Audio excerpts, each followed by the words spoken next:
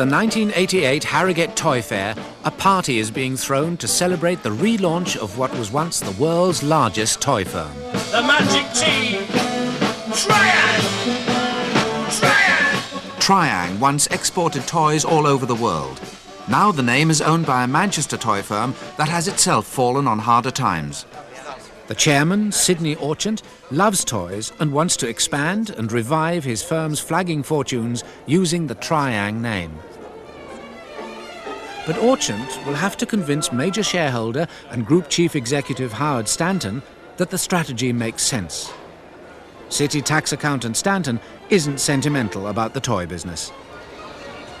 Trusted by Rolls-Royce Motors of Crewe to make a sitting replica. Expanding Triang will mean investing a lot of money in an industry that is notoriously fickle. Well, what do you think of the quality, Katie? Can they revive the famous name and make Triang great again?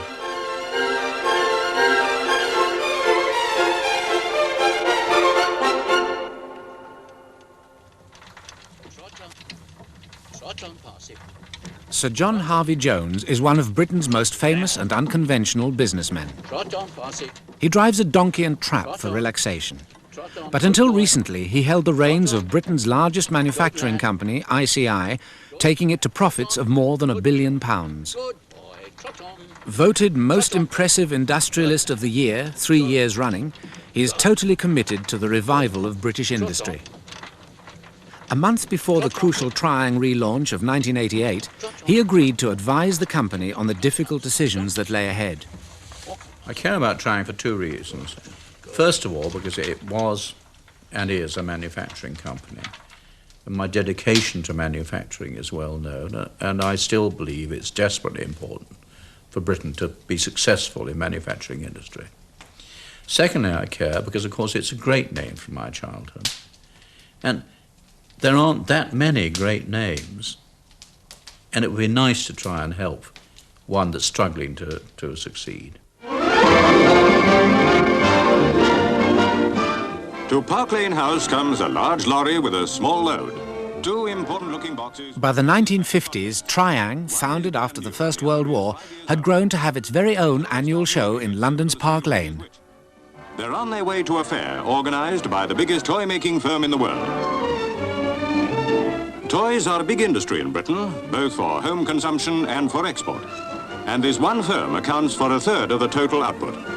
Most popular attraction in the show is the smallest electric railway in the world, with a track gauge of less than ½ an inch and to a scale of 3 millimetres to the foot.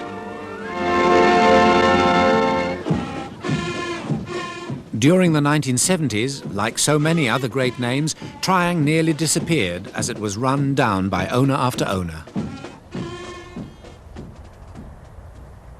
Finally, in 1983, Triang was taken over by a toy firm named after its founder's daughter, Shana Orchant. She's now jointly responsible for the firm's sales. Well, I grew up with it. I mean, I was only 4 when the company was named Shana, and I was just used to it. And I was used to seeing the big vans on the roads with my name on. Shana's father, Sidney Orchant, wants to capitalise on the Triang name by putting it on all his toys. He also wants to invest in the company and expand. But will Sir John think the risks of growth can restore the company's fallen profits? Do we go for goal? Do we say it's there to be taken? We've got a very good product range, very good name. Do we now say this is the time to aim for being one of the great toy companies in the world? Coupled with the question I have to ask him is, will we make money? The company specialises in wheeled toys, but the machinery for moulding the plastic is outdated, so Orchant wants to spend £1.5 million on new machinery. He also wants to diversify into new toys and even garden furniture. The whole company is concerned about the future. It could be organised a lot better, so that we could get a lot more production out and make the workforce a lot happier with pay and everything. Sales could sell more, and I think advertising will help a lot.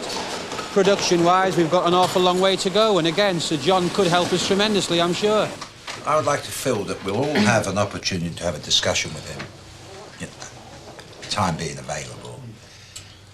It won't be easy because he could also possibly criticise, but honest criticism never did anybody any harm.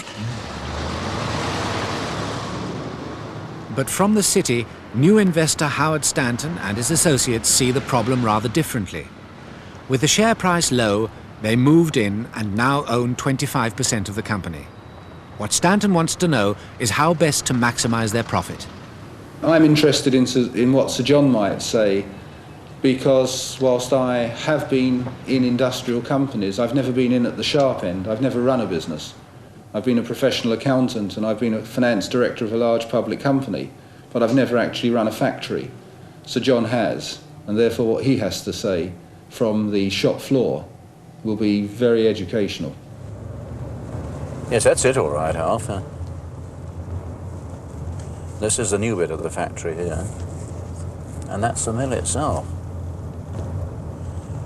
It's unbelievable, that's just making toys, isn't it? Over the years in industry, I've visited hundreds of plants and companies all over the world, and I've always found that it's quite easy to get a feel of the thing very quickly. In this case, I've also done a fair amount of paper research. This company's got big choices to make. Is it going to go for new products? Is it going to invest in new plant? Or is it going to invest in different businesses altogether? So now what I need to do is to meet as many people as possible to see whether they can manage their own destiny.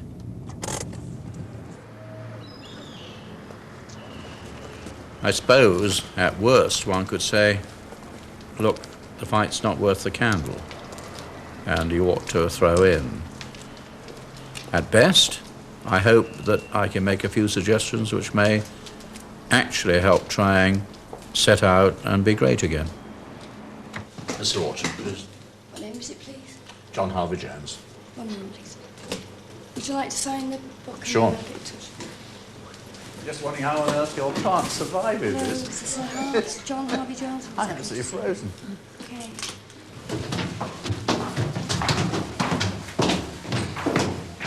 How long have you worked here? 20 months.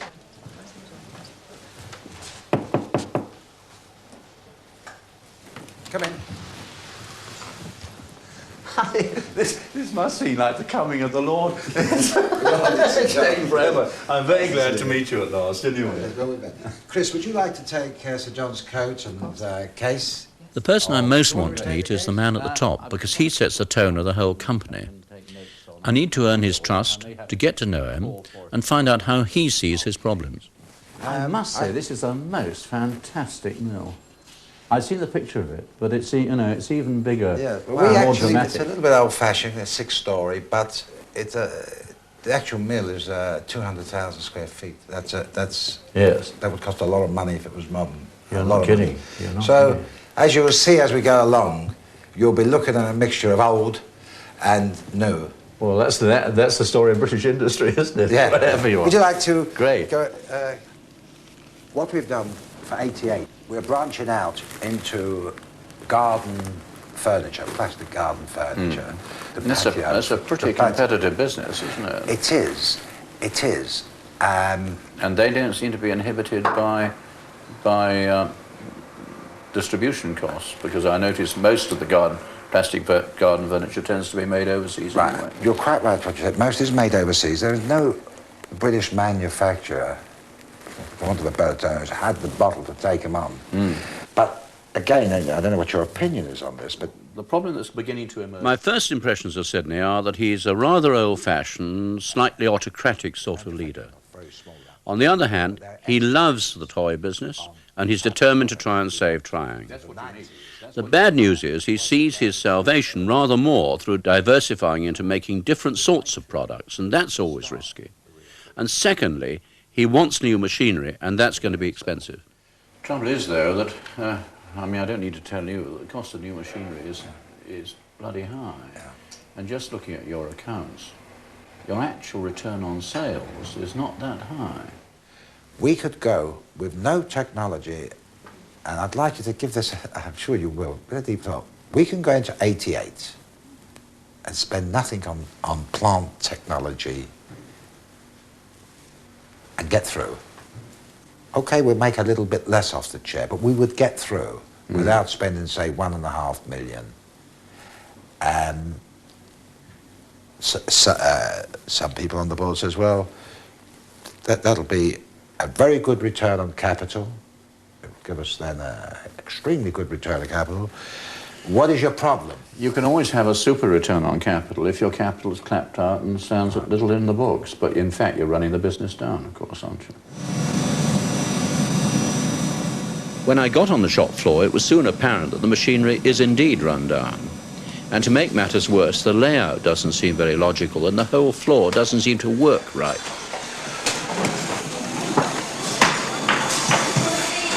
My God, you get round that fast, don't you? Whatever I may think about this factory, one thing is clear. A lot of the workforce are extremely loyal and have worked here a great many years. God, that's magical. Ian Lever, the assistant managing director who's taking me around, has been here over 15. Maybe I could introduce you. Dolly. Storage down this end of the floor, through to the assembly lines running down in that area. Well, this is a controlled chaos or uncontrolled chaos, isn't it? How the hell does it... Controlled chaos. Very controlled. But I mean, there's no material flow here that one can see at all, is there? May not be apparent to you. It's certainly apparent to the people who are here. Hello. Morning, Yvonne. What are you all doing? Well, we're doing the screw cracks from the super slide. There in the pack.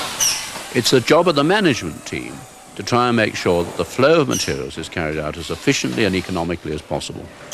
Is it more efficient for you to do it than for them to collect their own? Well, it doesn't look bad like this, does it? Yeah. It's not That's balmy, isn't it? They're tied onto the handles of the slide. Yeah. What do you mean, is it better to do it like that than let you get... Well, a lot of other places, the people will just come and help themselves. There'll be great bins and they just come and help themselves. Yeah, but you can't move off the line. Once you're on a job on the line, you can't move off it to keep the line flowing. Yeah. I must say, this whole line, the whole material flow seems absolutely batty here. What's it like? I mean, is it always there when you want it or need it? I'm also worried about the bonus rates. Bonuses don't work unless the workforce know the whole time what effect it's having on their pay. It's almost impossible to work this out here. All they know is that they can get about £15 more on top of the basic £75 they earn on the assembly floor. But even then, you'd not earn a hell of a lot more, would you? Pardon? Even then, you would earn a lot more. Well, I think if production was increased and we could get more out, plainly, if everything... wages could be increased accordingly, Yes, because the more the company earns and the more they should pay the workers, obviously. Yeah, I do. And they actually get a sheet every week. Saying what they have earned? Yes. And where's this member of the Works Committee now going to meet? This is the nearest... Let's find one who's near to us. Which one is it? Ken Mullen. Ken Mullen is the nearest one. Ken Mullen just gone through the luncheon portion. Oh, what's that? Yeah. I'm sure we'll find another one as we go around. I was asking about safety. I'm beginning to worry about putting a lot more money behind this state of organisation. It's on people like this that the day-to-day running of the factory depends, and for that to work well they need a lot of information and the ability to work together and know each other's positions. Do you adjust the stock levels? You say, OK, I'm going to adjust the stock level to this or that or whatever? Yeah, in a sense, yeah. And you know what the cost of holding the stock is, and you know what... In terms of sale values, yes. Yeah. And do you know the profit on each trade? Not altogether, because the profit varies from toy to toy. Well, that's right, but that's why I'm asking. Yeah. Unless you do know. But who is optimising the profit out of the factory, then? Probably our sales department. Bet they're not. No. Andrew Rycroft did a big... I bet they're not. Yeah, Andrew, when you... Management accounting. Management accountants, we've got... I bet they aren't either. All they're doing is finding out what you've done. Very interesting. What's all the flapdoodle about about the union? Well, I don't really think there's much to flap on about this now. You know, I think if any comments on that, you'll have to see the chairman. And I think it's all been dealt with by the chairman at this moment in time. So you either don't know, or you wouldn't like to get involved in the argument. We've had a works committee for many years, and that's served us well. Yes. You know, that's all I can say. But it can't have served you that well, can it, if there's a lot of pressure for unionisation? Well, Ian, I'd just like to check some broad impressions, and like all factories and all businesses, it's a bit of a curate's egg, and I'm only trying to make a snap judgment on the factory. The good news is the building is super. I mean, potentially you've got a decent building, you've got a very willing workforce, albeit somewhat disorganised, and I'll come to that in a moment. The bad news is the material flow is a mess, largely again because of the way that the building has been laid out, and I know you've got plans to do things about that. The capital machinery is clapped out. I'm worried really about also the middle management. I think the middle management, they don't really seem to me to have enough in them to be able to make major changes, or a lot of them. They can probably keep the thing running as it is. If I look at this against the best in the world, you're not starting with a management ability to fight the best of the world, and I don't think you're starting with a capital equipment ability to fight the best of the world. And both of those could be put right. Is that, on a very short run round, more or less fair, or? I'm sure that there are one or two elements that you have missed out, but at this stage, I think you've got a little more to see. Well, it was a very interesting morning, confirmed some suspicions, raised others. I'm, at the moment, and I'm only about halfway through looking at the factory, I'm more worried about the basic strategy than I thought I would be. Because essentially, they view the toy business as more or less static, and they're trying to save it by diversification. That's a notoriously dangerous and difficult thing to do.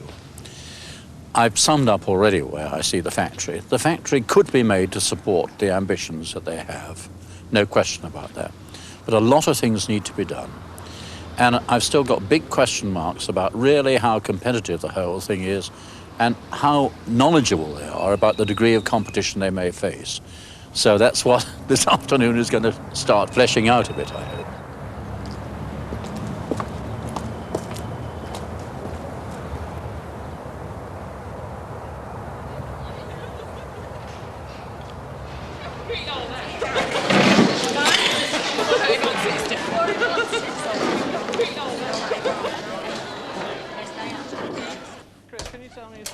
Of the meeting are ready. My first call after lunch is with John Vesey, who's the numbers man here. Understanding the numbers is one of the keys of running a business, which is why I was anxious to meet him. Hello, Sir John. Sorry to keep you sorry to have interrupted your call. Nice to meet you. Could I have a general chat about the numbers? I need to get a bit more feel than I've got at the... I've got, I hope, a reasonable feel at the factory and the sort of business problems. But I use numbers to put things in scale. Yes. I certainly asked John all about the numbers in every way I can think of, and I'm more than pleased with that, because he really does understand what's going on. Now I've got to go on to the sales team to see whether they understand the marketing position. Hello. Oh, glad to meet you. You must be Shana. I'm Shana. First time I've ever met a girl who's got a factory named after her. David Biggs. Glad to meet you, David. Well, first of all, I'm delighted to actually see the products, or hope to see the products. So, can I have a look at them? Certainly. And then I'd very much like to hear a bit about the commercial situation and the competition, and, you know, where you see yourself in the marketplace and where you see the main competition coming from. I see. What would you like to do first? Look at the product? Well, let's look at the product first. That's always a good start. I think probably, first of all, we should go to our new developments for the year. Yes. We have developed a very new style of baby walker. That is a new style, isn't it? I think you'll agree that is very, very attractive. Unlike most baby walkers on the market, where you have four wheels and a handle at the back. Yeah. The sales team are obviously thrilled to bits about the prospects for their new nursery products. But I see that as a risky move away from the things they make now, and I need to find out what the market position and growth prospects are for their basic wheel toy business. No, but look, I'm still after a feel of the underlying marketplace, because, you see, what Sydney's talking about is putting a lot more money behind this market. Right. Now, the question, therefore, is, what is that market, what is that additional money, because it's going to add to your costs, going to serve? Mm-hmm. And if there's an intrinsic growth in the market, because either more kids are being born or the available stock of kids are getting better toys, I mean, there can only be three. That is the difficulty in actually putting a figure on the wheel toy market, because there's a pram, there's a bicycle. No, I'm not looking for great so accuracy. on. I'm looking for the feel. No. And I'm having some difficulty in getting that. These marvellous wooden floors. Hello, Jonathan. How you doing? Glad to meet you. It's nice to meet you. Well, many thanks, Shauna. Most grateful. Lovely meeting. Great. All the best. I'll see you again, I hope, sometime. Tell me a bit about the design function here. We're involved in just about every aspect of the design here, the corporate design that we've just... Well, first of all, what's the design department? Are you it? Virtually.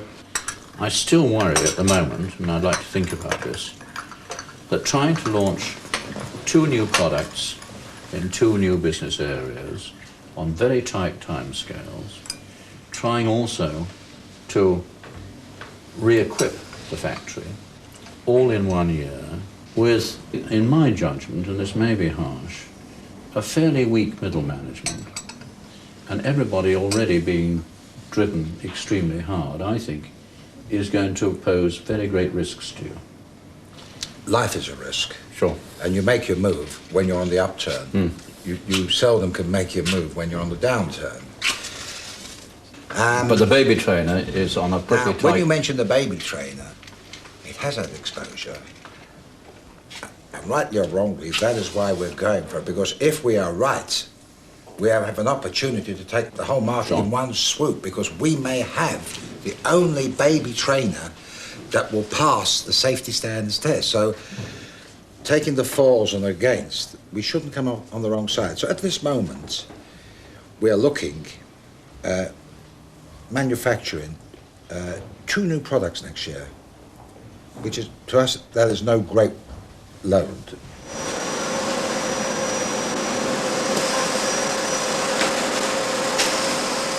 Well, they're really in the Nutcrackers, because they haven't got the organisation they need to expand in the nursery products and the garden furniture, and to make the essential investments in new machinery.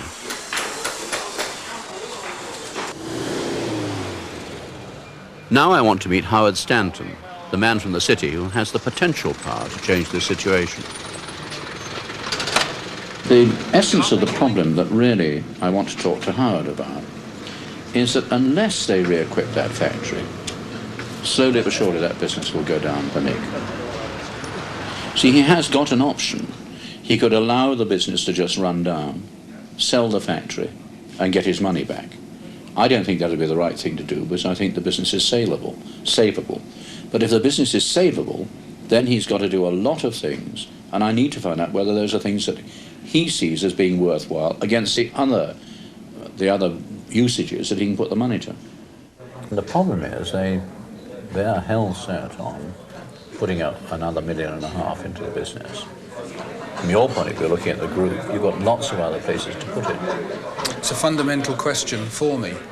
Do you say, if you believe that first loss is cheapest, that you sell the whole of the toy manufacturing side for the best possible price at the earliest possible stage to any number of people that may be interested, and you redeploy the resources somewhere else? Well, I'd be horrified if that's what you did, because that's not what I'm into. I mean, that has to be your choice. You actually have got that choice. I was encouraged to come into this business because it had a brand name, and I personally am a believer in brand names, because I feel that with the right quality of product, a brand name will always survive more easily than a non-brand name. I think it's probably stating the obvious. No, I agree with that entirely. And I also feel, although I haven't been into the business very many times, it would be a great shame I don't want to get too emotional of it as a financier looking after shareholders and employees, but it would be a great shame if that name died again. Me too. But it's died twice before, and there must have been reasons why it died twice before, and they couldn't have been unconnected with some of the fundamental points that you're bringing out today. So what's happened so far, as you well know, is that they've run down the capital in the business. So there's hardly any capital employed, really, in the machinery. The layout is poor. The efficiency of the factory, I guess, by world standards, is almost certainly too low. So you've got to put all of those things right. Now, the question to me is whether you've got a management there that can actually both manage it, and if you put that money in, can then fly it.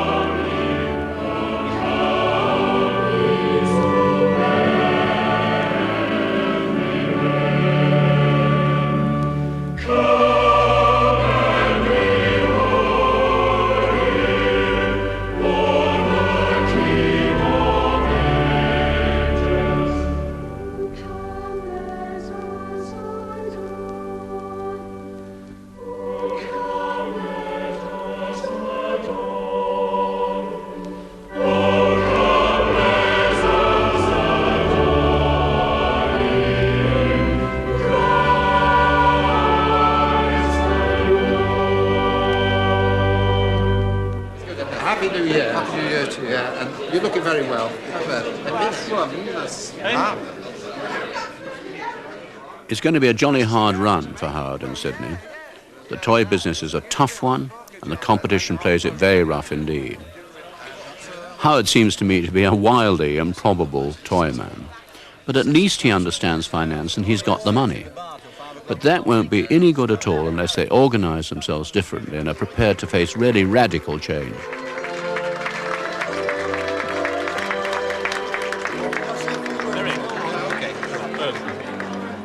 Well, I think for once I'm actually lost for words. However, I'm leaving Triang, and unfortunately I'm leaving a lot of friends that I've made in the toy industry. I wish you all a happy new year, and thank you very much.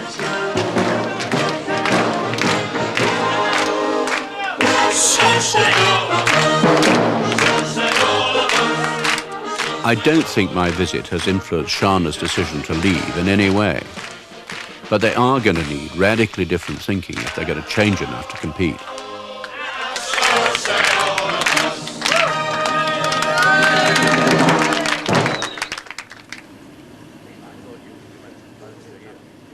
Now I want to meet Howard and Sydney together. I've chosen the neutral ground of Triang's garden furniture distributor, where I hope to convince them of the size of the changes they need to make. You are not going to be able to compete in the long haul with the factory as it is at the present moment. Compete with who? The importers? Anybody. With anybody? Anybody. Ultimately, the factory is, in my judgment, fairly inefficient. It will not get more efficient. The plant is old. The plant is non-competitive, as Sydney knows. The layout, is... Plant is old, but you use the word non-competitive. Against the most modern plant in the world? Come off it, sir. No, I don't agree with you, Sir John. I don't care damn whether anybody agrees with you. That's fine. Do you have worries are an efficient company in the type of business we're in. So much so that Rolex have headhunted our people, our middle management. So and they took one from us only 18 months ago. So first of all, as you know full well, they don't I'm own not it now, attacking you for being bad. Look, no, we're good. Look, Sir John. Okay, so as far as you're concerned, we are good. Well, what we do, we are good. We stayed in business. We are making respectable profits now. Sydney, so we can't be bad. Nobody's telling you you're bad. What we're talking about is the future of the business. I do not believe that Triang can survive indefinitely on the factory as it is at the present moment. And you told me you didn't believe that. You actually said, why the hell are you thinking of even investing $1.5 million in new production machinery if you don't think you need it, Sydney? You've got to be... We need it for expansion. The problem is, if you're going to put that investment in, then you are changing the company. And you have ambitions to be much bigger, and I would like to see trying much bigger. But if you're going to do that, Sidney, then the management and the management style are going to have to move up. You are about to double the capital that you employ in your business. And you're about to do it with your existing management, and you're happy about that. I'm not. But that has to be, look, it's not my company, it's yours, Howard, and yours, Sidney. The point is, we could quickly put 100, 200,000 on our overheads very quickly, just like that. Now, with the type of profits we are enjoying at the moment, it would cut into it. So it's the old thing, the chicken and the egg. Yes, but and I buy that entirely. But you see, the trouble is, you're going to put 200,000 on your overheads by the expansion, by spending the capital, and you've then got to be able to actually work that capital and work it in a different way. And you're going to try and build this company up, and I hope you do. Now, there's no way you can do that on your own, Sidney, whether you like the bloody overhead bill or not. And there's no way you can do it. You've got the numbers, but you haven't got the quality. Well, the other area that worries me, I must say, is if you, in fact, are going to have a major industrial relations situation around your neck. Why should we have that? Well, basically, well, you may well have one, because, as I understand it, the union are seeking recognition. And as I understand it, Sidney, you've not been happy to go to a ballot on this. We have a works committee. We're a very happy workforce. Well, you have got a works committee, and I asked to meet some of them, and they were not able to produce a member of the works committee for me to meet. And when I wanted to discuss the industrial relations with your managers, they were not happy about talking to me. Unlike shop stewards, they've actually got a job to do. They have to work. Well, so do shop stewards. Do you see us facing what you might regard as the inevitable, in due course, of being forced to recognise a union? And if so, when?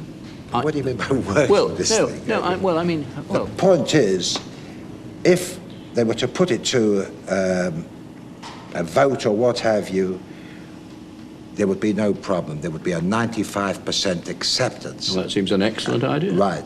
Okay. But as far as trying is concerned, we don't recognise union. The mere fact, if we had a ballot, that would say the union does exist in our... It does not exist as far as we're concerned. I hope I'm not giving you the impression I've got anything against unions. Yes, you are, actually. No, well, that's strange you should say that. Well, because you just said that there's no way you'd work with one. I believe in unions in other plants. Well, this is a problem which I don't think is going to go away. And in terms of investing money, it is a situation which one has to bear in mind.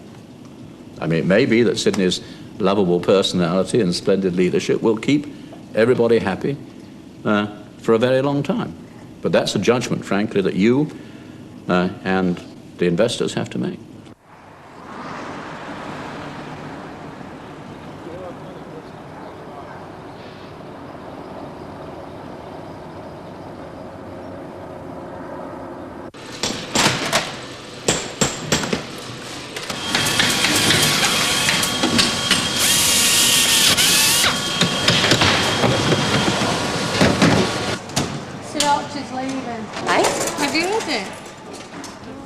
I'd just like to read to you a notice that is being posted today in the works. Having reached the age of 61, I feel that the time has come for a younger man to lead the group in the next stage of its development and growth. I have therefore agreed with the board that provided various resolutions are passed at the next annual general meeting to be held on the 24th of May 1988, I will retire at the time from the position of chairman of the group. With effect from today, John Veazey has been appointed Managing Director of Shana Trang Limited and Trang Toys Limited. And it is the intention for Howard Stanton to succeed me as chairman of the public company and as chairman of the toy companies following my retirement. All that we have that's done a pedal bike for the car. That's a brake, actually. A brake, yeah. Right. Now, there must be something very similar that goes into a pram. Very similar. So John's been useful in a number of different ways. His advice was that we need new machinery and we need different management. and that the two should go together. A lot of talking will have to be done with a lot of people before any decisions are made. We are not so desperate that we need to make immediate decisions or urgent decisions or desperate decisions.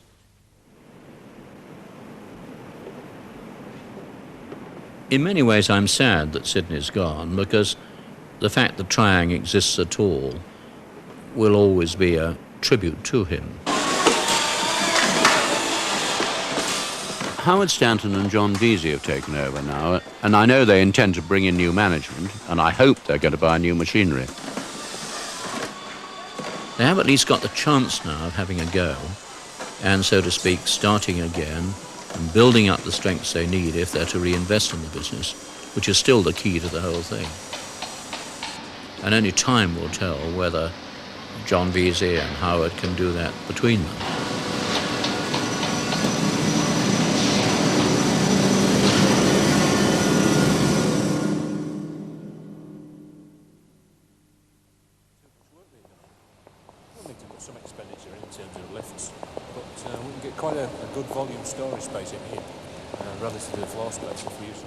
We came into Triang exactly a year ago today, and we found what we thought was a dream in terms of the brand and everything else. It turned out to be a nightmare.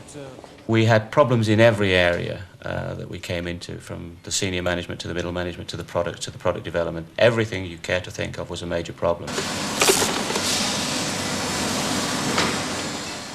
Now, Mike Ganley has come in from Waddington Games and taken over as chief executive. Things didn't work out for Howard. The attempts at diversification went wrong, and he and John Veazey have left. Mike Ganley has brought in an entirely new team of highly professional managers. Sadly, they've concluded it's too late to go on manufacturing, so the plastic moulding machinery has all gone. But Triang will be assembling bits made elsewhere. I wanted you here, really, because we've had a very long year and a very tough year and a very hard year. There's been rumours that we've been moving, that we've been closing, that we've been going, that we've been coming. In fact, there's been so many rumours I've not known where I've been some days myself. The truth of the matter is that the mill will actually be flattened. When, we don't know. The mill, as most of you know, is an eyesore, and with our sort of product, you can't run a company efficiently in a six-storey mill. But the good news is the factory, warehousing and assembly will stay on site in Droylsden.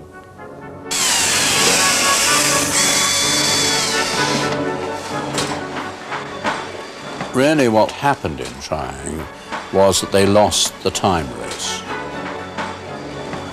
The bad news is we lost 2 more years. And the nice ladies who were manufacturing the things have gone. We've contracted the business a little bit more. Now, the good news is we're in with a chance. And as long as we've got the brand name, we're doing some assembly, and they're making things which get into the shops that kids want to buy, Triang can still come back.